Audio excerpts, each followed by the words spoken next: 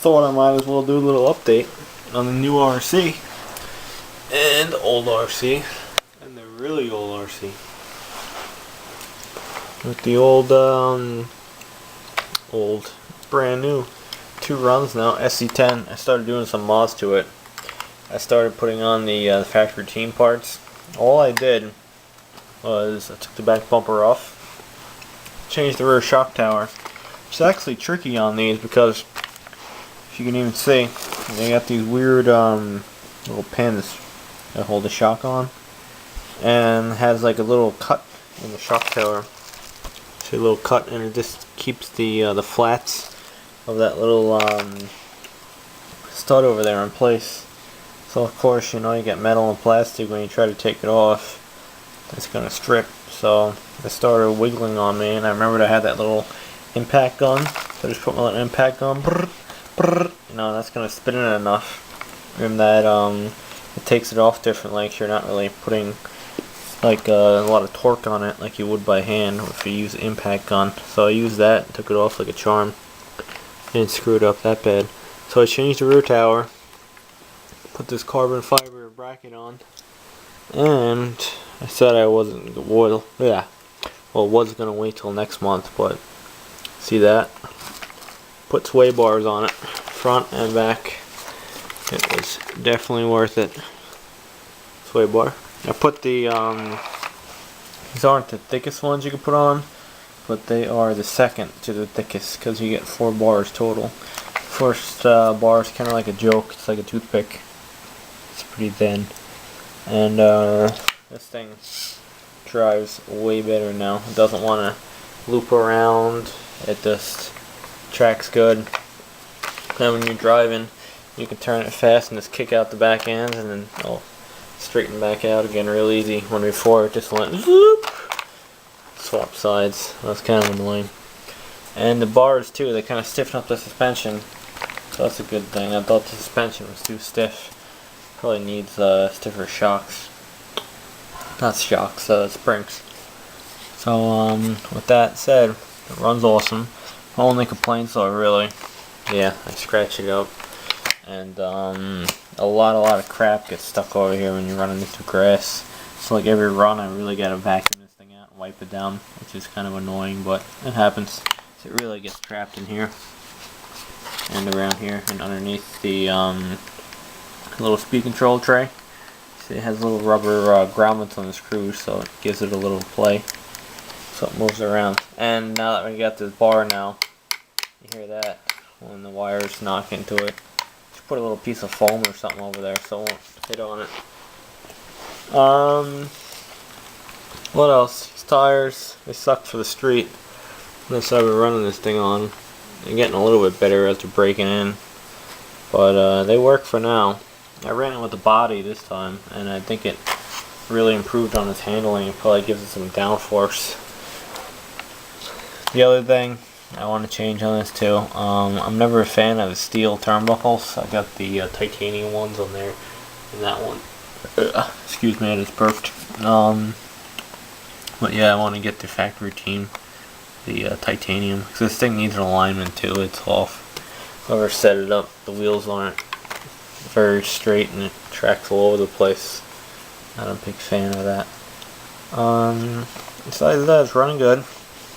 Had to take the front and rear bumpers off to put those sway bars on, and had to kind of dig a little deeper to get that shock tower off. And a lot of people complain about these things being a real pain in the ass to take apart. I didn't think so. I think this thing is cakewalk to take apart. I took all this off too to see what it was like, you know, all the little covers and stuff for the belt. And actually, whoever assembled it, they kind of chipped the pulley a little bit on the tensioner, so I'm not happy about that. But it should be alright. Don't really want to buy another one. What else? I don't know. That's probably it for now. It's a good little truck. I had one wheel off so far. Whoa, knocked the camera. Now you see there's more crap stuck in here. You gotta stop running this thing on grass.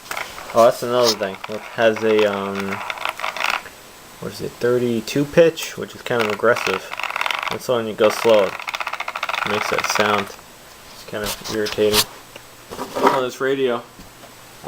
Radio's alright. The only thing I hate is analog trim, because you knock it and the wheels are off again. I like the digital ones. Cool. Change the radio. But these are FM. This is 2.4. 2.4 is way better than the FM. My old bulb discharger. Those things are ancient. Look at that. Things are probably like 20 years old. Panasonics, real old. This old Stampede car wax.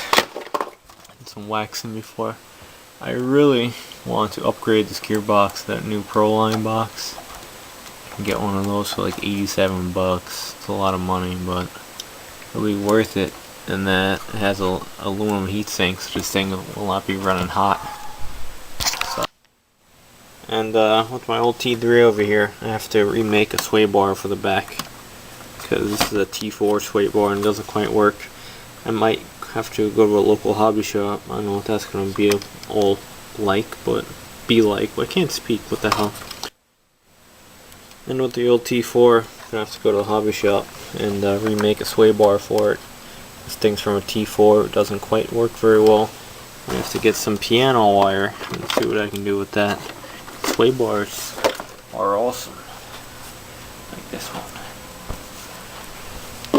So, when you put your battery holder in, like I failed to the first run, and you put the body on and sway bars, these things work pretty good.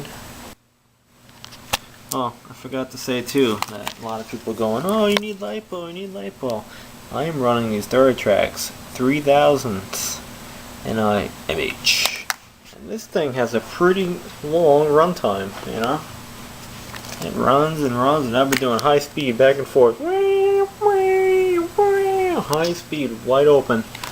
Nothing was getting hotter than nothing, because it's cool out. It's like 75 degrees out here. It's crazy compared to the usual 95. I'm loving it. But battery works real good. I was thinking about buying like a 36 or 3800, so I might do that too. But I really want to get the titanium turnbuckles and transmission for that. That'd be awesome. Oh, now I'm just jumping around now too. I forgot to say, I put a new transmission housing in this one too, the old T3. So it's actually cracked around the bolt holes. That's all brand new. Swap the gears over and grease it all up. Hear that? It's quiet. Same battery. Got 3 of them, 3000s. This thing has an old LRP V6 ancient D4 worn out and a high-tech servo.